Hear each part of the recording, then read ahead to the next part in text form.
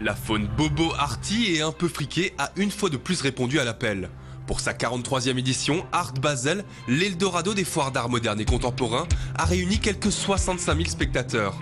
33 € l'entrée, 5 € le soda, 62 millions d'euros pour cette toile orange de Marc Rothko. Oui, nous sommes bien dans un autre univers. Ici, on peut passer devant une toile de Basquiat sans faire attention puisque juste à côté, il y a un Picasso. Ici, on peut porter de drôles de vêtements, se coiffer comme Désirless, être excentrique même lorsqu'il s'agit de porter une kippa.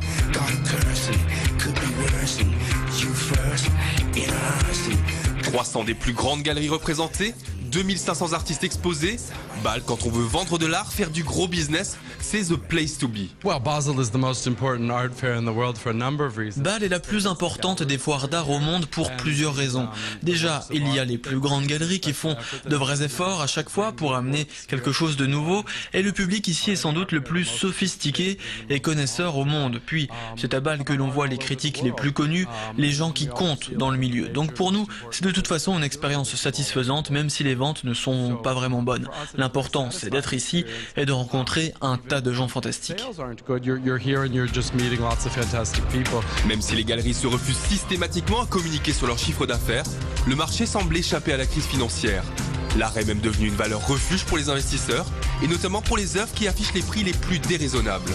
Je pense que ce marché, c'est très spécial et c'est plus fort que jamais, comme tout le monde sait, parce que dans les ventes, nous pouvons voir qu'il y a des très chères pièces qui sortent. Et pour les œuvres des artistes que je représente, ils sont les prix de 50 000 à 100 000, c'est un peu plus différent.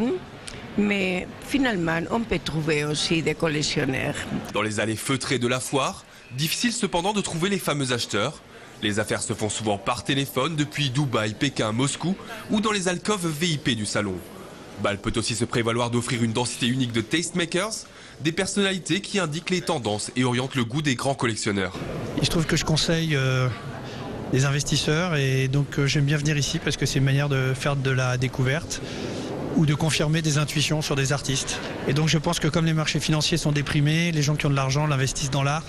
Peut-être qu'il y a un petit début de bulle spéculative sur l'art, parce que trop d'argent se déverse dedans, à défaut de pouvoir le mettre dans d'autres véhicules financiers. Mais je pense par contre que les valeurs sûres qui valent très cher vaudront toujours assez cher. Dans ce tourbillon de billets verts, de bulles de champagne, de mise en pli aérées, il reste cependant de simples visiteurs, amoureux d'art et simplement heureux de profiter de ce musée éphémère. C'est la première fois que je viens à Basel Art et je suis vraiment surpris de la qualité de cette exposition. C'est un peu l'extravagance pour certaines œuvres et qui fréquentent des œuvres tout à fait classiques. Il y a des Picasso, il y a des Kandinsky et évidemment certaines œuvres qui déroutent, qui posent la question. Au rang des œuvres qui déroutent, cette tête de bœuf dans du formol signé Damien Hirst. Mais on ne va pas vous mentir, à Art Basel, il y avait d'autres créations bien plus agréables à admirer. On vous laisse avec ça. Every